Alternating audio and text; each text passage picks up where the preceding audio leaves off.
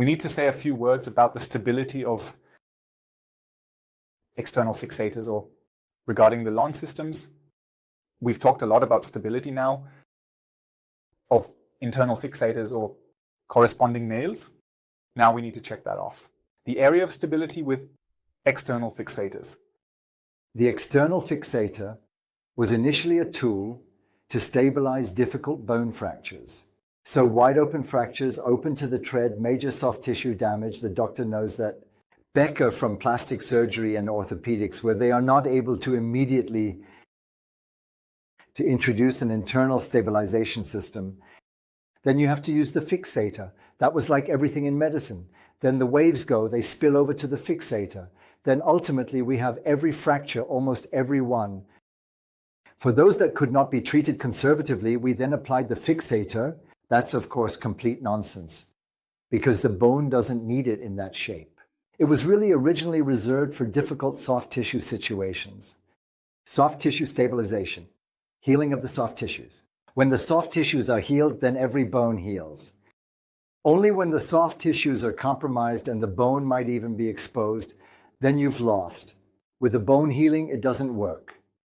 And that's why external fixators were created, a brilliant system to this day for this purpose. In my younger years, we used that a lot, but I always found it quite unpleasant to let a fracture heal in it because it involves endless effort, the care of the pins. So the pins, the connecting elements, whether it's a thick rod in a unilaterally system or thin pins in a ring fixator like in a trampoline, the care was always important. The pins had to be repositioned. The pins were infected. It's never been a serious, rare, severe infection. You have to pull the pins out. You have to reposition them in between. It's always a surgical procedure. So if I could avoid it, I did. This concerns the ring fixator and it concerns the unilaterally fixator on the thigh. But you have to imagine the following. Here is the force application with the ring fixator. It is centrally absorbed by the ring and the many connecting wires. There are few possibilities for axis deviation. That's right, we've already talked about it. It's completely different with the unilaterally system. If I want to reduce material, if I want to save the patient's life, if I want to make it easier, then I have to use a unilaterally system. This allows for better movement and it enables better practice. But it has serious disadvantages. You've already touched on that. When you use the unilaterally fixator on the lower leg, the rods come from the front or from the front inside. On the outside, you have a huge mass of soft tissue. On the front surface of the shin bone, you can see it here. Look, this is now the inside. This is the inner ankle. Here you ultimately have the outer ankle. You can see it again here on this model. I'll just add that again. So thigh, knee, lower leg. We always have these two bones. We attach the fixator from the front or we attach it from the side because there's little soft tissue coverage here. Here, you have to go through huge masses of muscle that are supposed to move, that should always remain active, in action. They constantly rub against these connecting rods. That always causes irritations, infections, and so on. That's why you prefer to go over a surface, one that ultimately has just skin and bone. A thin covering of subcutaneous tissue, fat tissue, the periosteum, and ultimately the actual skin. So, if I introduce it unilaterally, as you've already pointed out, just imagine all the muscle is hanging on the outside and is hanging at the back. On the inside, there's practically nothing. So, now imagine you're holding it from the inside. Now they're trying to stretch or even just to hold.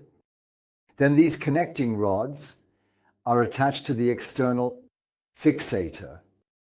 They are being bent to such an extent that the whole system tends towards X at the lower leg. At the thigh, it's just the opposite. Because it's bent, they couldn't even make a ring. In that sense, the pipe bends into an O. And these are things that are difficult to predict and hard to correct.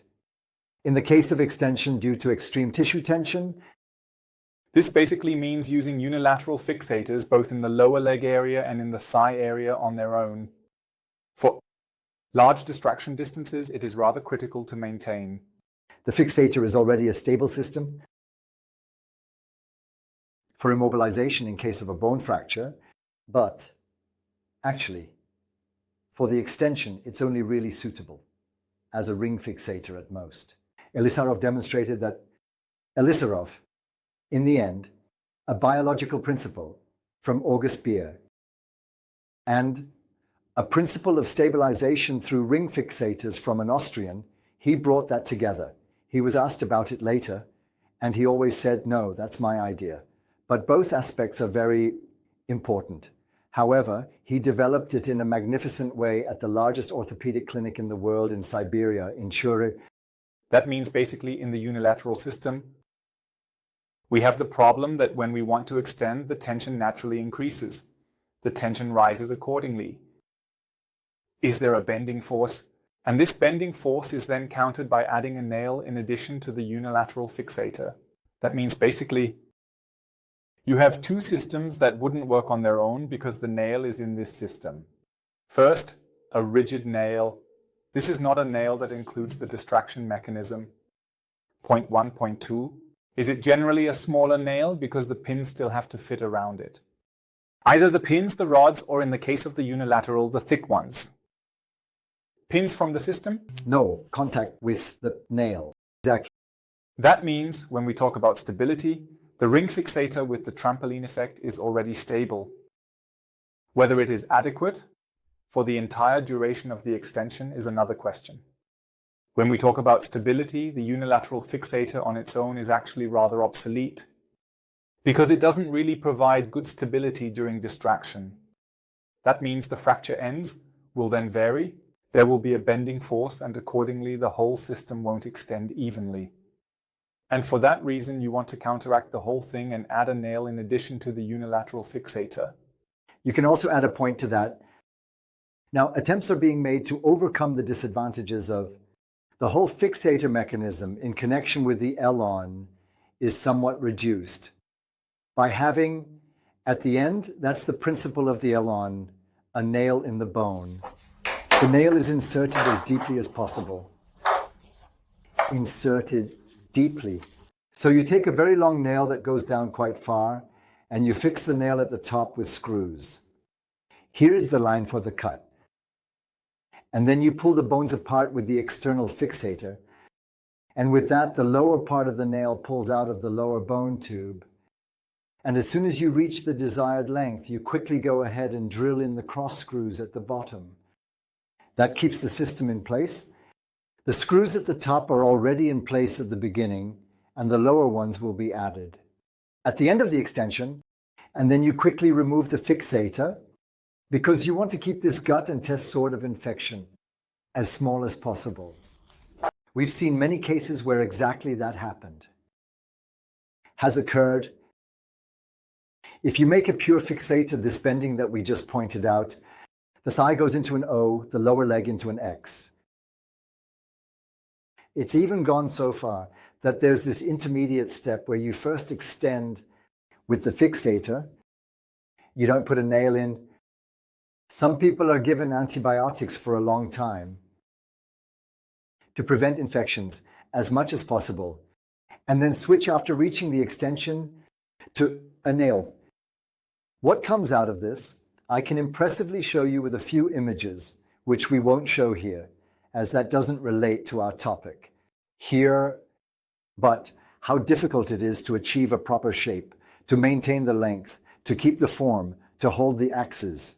If you suddenly introduce a nail under this maximum tension of the fixator, you also have to get past the wires, past the whole thing. And with that, they want to do nothing else but to endure the infection risk. Transfer the fixator to the nail, keeping it as small as possible. But it's all a compromise, a terrible compromise.